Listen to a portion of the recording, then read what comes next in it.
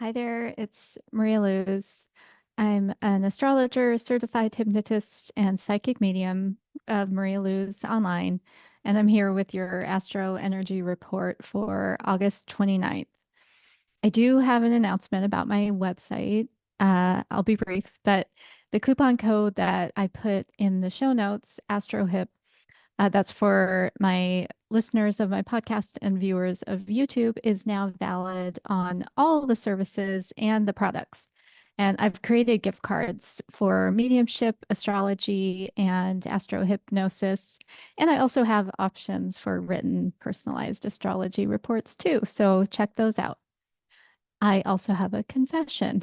I don't know that I'm suited to do these quick snippets like this, especially when I feel into significant themes. So I'm splitting up the themes of this week between this week and next. But don't worry, because the energy drivers are really the same because they are so major. So, energy drivers for this week. Mercury stations direct in Leo. That happened yesterday. Venus, just entering Libra, makes a trine with Pluto in Aquarius today. And then Pluto re enters Capricorn and at the same time is in a trine with Uranus in Taurus, this time both in Earth signs. And that's on September 1st. Also, on that day, Uranus turns retrograde, and then we have a new moon in Virgo on Monday the 2nd. So, how are things out there? Did you feel that shift when Mercury ended its retrograde period? And likely we're still feeling the effects of maybe any messes that were made, or we may be seeing things more clearly, things that we stumbled over while Mercury was in retrograde. So I have one theme to discuss this week and then two related themes next week. And as we have the first eclipse on the Virgo-Pisces axis since 2016 happening on September 17th, I think it's wise just to slow down a bit and do some pre-work. And so theme one is Venus, Pluto, and Uranus. And there have been aspects and reciprocal rulership swaps over one another for these three that indicate that they're having a pretty serious conversation. And so, with Pluto changing signs in retrograde and Uranus moving into its annual retrograde, there's this emphasis of whatever it is they want us to individually reflect upon in order to raise it to collective consciousness. Because that retrograde is often a time to go inward and do that review. And it also seems significant that a few weeks ago, Venus made, or maybe it was just last week, I'm in the time warp. Venus made these tense aspects to the other outer planets and essentially brought that energy with her to the aspects that are made more recently to Uranus, which were a trine, and to Neptune, which was an opposition before making this trine to Pluto.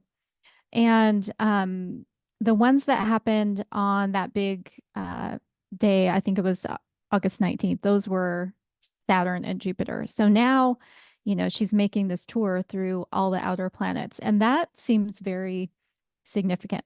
So we can break down the energies of this current triangle, if you want to think of it that way, between Venus, Pluto, and Uranus to get a sense of exactly what they may be discussing or having this significant conversation about. And then next week's themes will pull in those other aspects that I mentioned that Venus made earlier to Jupiter and Saturn. And of course, there are entire like big doorstop books that are written about each of these planets and their energy. So just keep in mind that this is a very distilled version. So Venus is the ruler of Taurus and Libra. Venus presides over what we feel via our senses and the resources that we have available to us, what we place value in, what we call beautiful, and how we function in a relationship. And then Uranus is the modern ruler of Aquarius and is known as the rebel. And it's often um, rebelling on behalf of the underdog. And it brings instantaneous insight. It's sudden change for the purpose of getting the individual or the collective on the path for evolution to the highest good. And it's associated with that, with electricity. So again, often those kind of light bulb moments that are sudden intuition.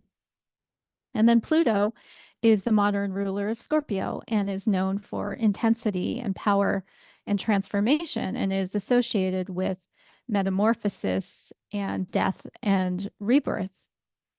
And with where these energies overlap is really deep and rich territory. And I do see hints from the other major themes that I'll talk about next week. But for now, I propose that because Venus has been the catalyst and as the fastest moving planet of these three, it may indicate the thread that weaves together what is being highlighted for us. So I'm looking to Venus first for this conversation today.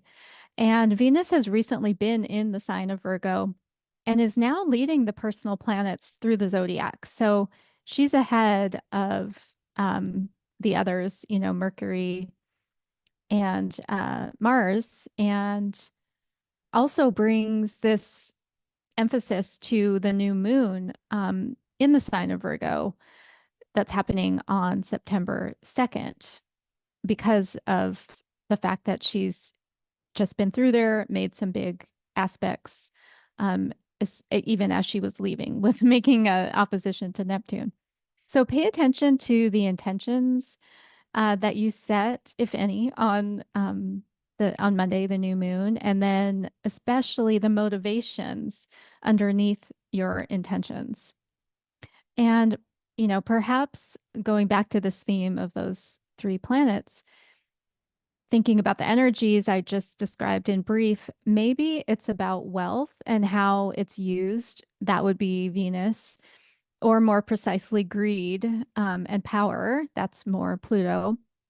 And why we as humans have allowed such disparities between the rich and poor. And that's Uranus. Like, why have we allowed that to amplify? Um, and so, you know, instead of calling out the greed of these CEOs and people like that, those of us who are maybe in the middle of that divide between, that's huge now, between rich and poor, we we instead of calling it out, we seem to have like kind of mimicked, maybe in small ways, what's happening at the top.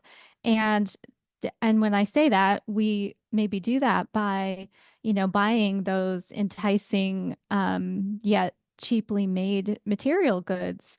And sometimes those have questionable labor practices, but they also certainly use up a lot of resources to move them and ship them around. Um, and then also food.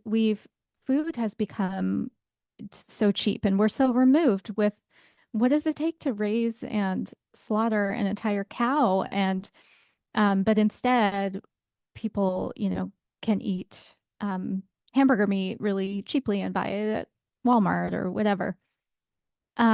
And know that I'm right there with you, like in the line at Home Goods and Trader Joe's for these things. So I do feel this as well. I'm not just preaching here. Um, but all of this harms or depletes what Venus means for us to protect and to use wisely. And that would be, you know, all of the resources that are available to us, both natural and man-made. And I want to leave, you to ponder this information with the Sabian symbol for the new moon, because it literally marries these three planetary energies. So it is, and again, remember for the Sabian symbols, we round up a degree. So this is the Sabian symbol for 12 degrees Virgo, even though the new moon happens at 11 degrees Virgo.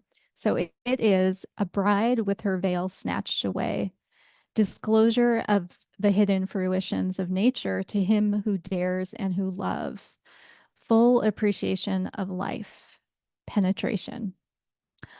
And with that, I will leave you to ponder these things. Send any questions or comments to my email info@marialuz.online, and we will pick up the themes that are related next week. Thank you so much, and I appreciate you. Have a beautiful day.